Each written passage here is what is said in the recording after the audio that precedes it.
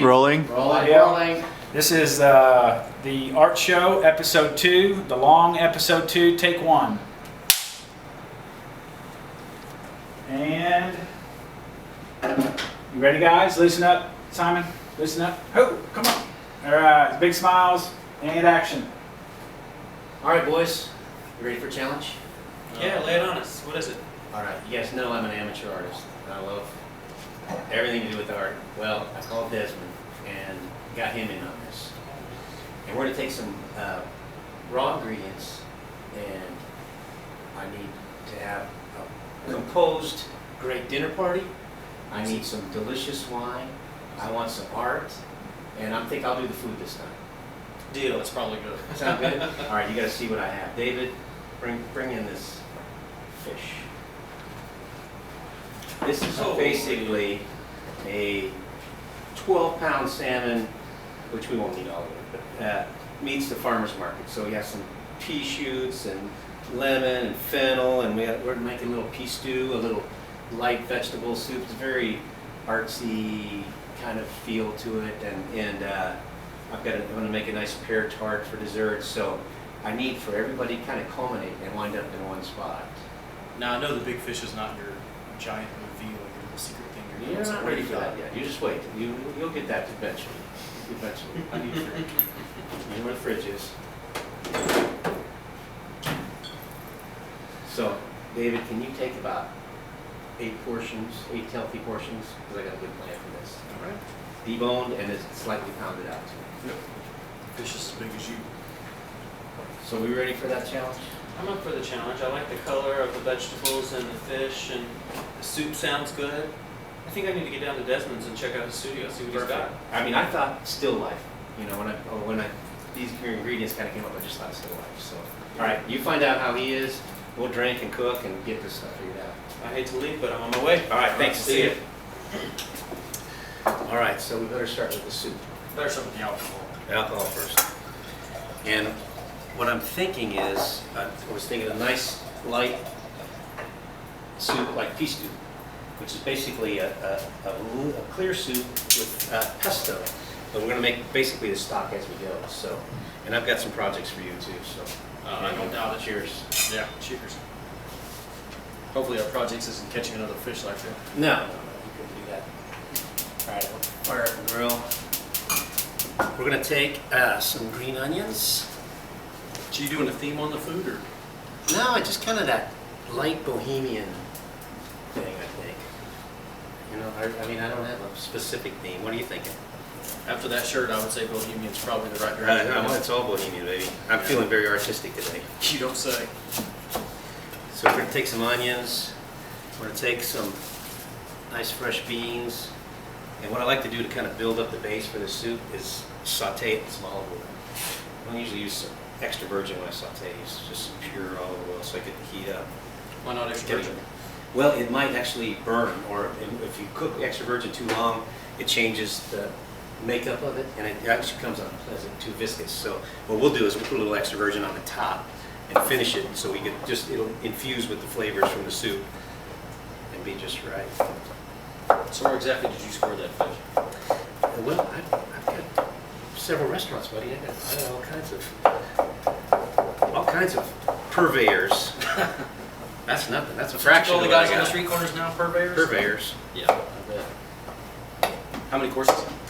I'm thinking we're going to oven poach the salmon and do like a grilled lemon vinaigrette, and then maybe we'll do some Brussels sprouts with that, and then we have the soup, which has a little pasta in it. So three courses. Herbs in the pea stew? Fresh basil, pine nuts, and garlic. Okay. Very herbaceous. What are you thinking? Well, I want what's not in the soup, so I'm thinking more minerality. I want freshness, and I want white wine with that pea soup, but I want something more minerality, less fruit focused. So, Well, when we put maybe that Old World white. when we put that oil on top, the extra virgin on top, we get that lip. So you need a little minerality to clean that up. Okay. Okay. Yeah. And salmon. I mean, I'm going Pacific Northwest for sure. Yeah. Perfect. What about rosé? Rosé? Handle Brussels sprouts pretty well. I don't like to turn away rosé very often. The Brussels sprouts, I put a little sugar, kind of braise them. Oh, good. So they're not gonna be harsh. All right. Be wine friendly. So I'm gonna saute this stuff up a little bit. And for the salmon, I'm actually, grab those lemons, I'm gonna slice them up. Take an onion.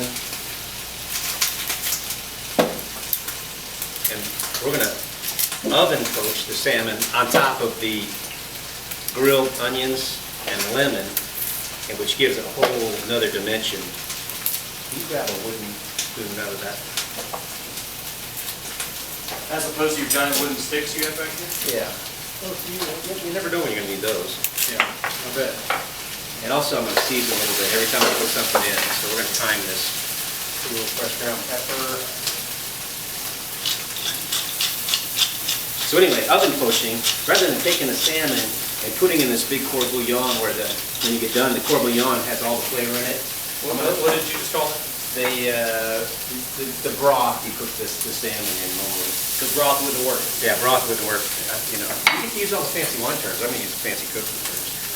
And then, but we're gonna put just a little bit of wine on top of the lemon and onion. And what's gonna happen is the salmon will release its juices into the grilled lemon and onion, and we'll wind up with this great base for a vinaigrette. You'll toss those pea shoots in. Right. Yeah, I think Pacific Northwest, and I think actually we can do rosé at Pinot Noir. That'd be fantastic. Salmon, Pinot Noir. Do pretty well. We'll do Spanish or French white, some with some rare olive, with a pea stew. And then you do a dessert. Finishing up with a pear tart, and I'm going to put a little whipped cream, but I'm going to put a little tuaca in it. I'm richen it up a little bit. Yeah. Can we do that? Is that what you call it? Richening it up? Richen it Add up a little alcohol bit. there? Yeah.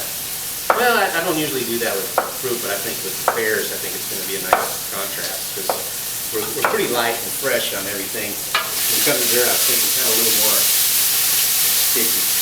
By that reason, I thought you'd be liquor. I know, I would think I would be. All right, you're going to grill these.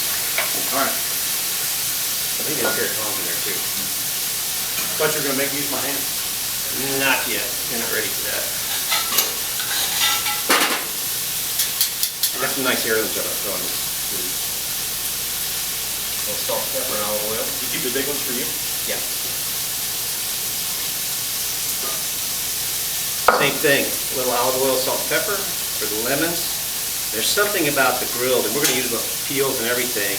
There's something about the flavor that goes with the lemons being grilled. You know, that oil. You just caramelize the sugars a little bit? Yeah, it's even deeper than that. It kind of has this great depth.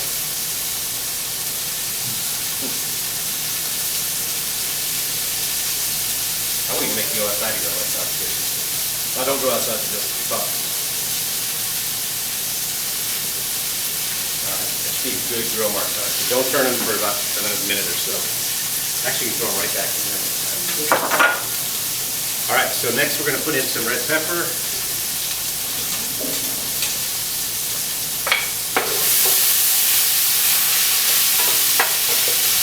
If you're about to pour any alcohol in that pot, why don't you yell at me beforehand? I like my high barrel. All right. I'm not going to put any, I don't want to compete with the fresh vegetable flavors they got going on. So no alcohol in this one.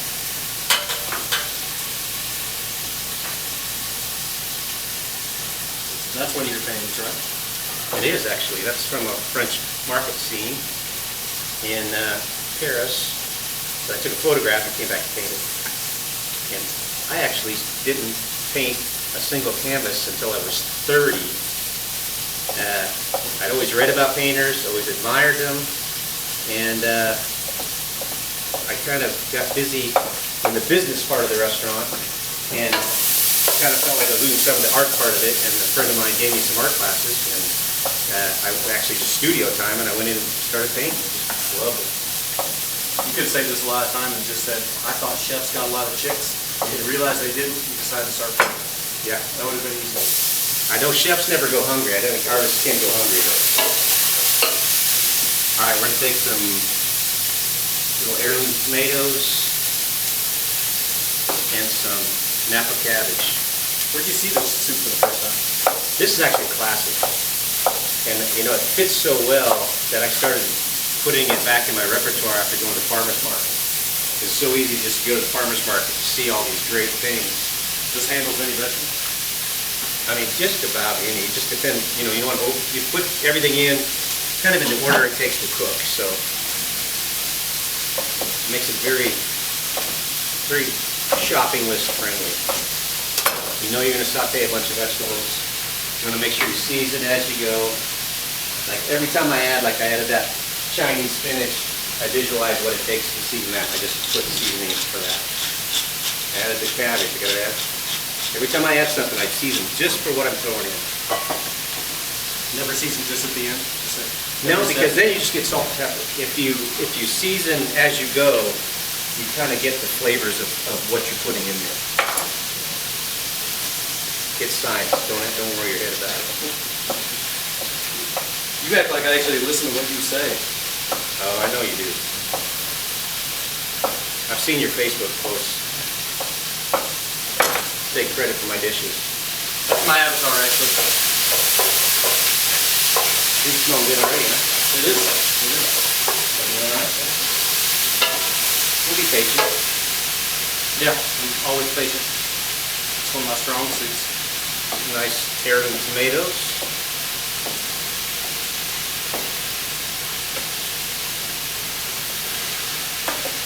Any particular type of tomato you like for something? I like Cherokee Purple are my favorite heirloom for just eating and everything else.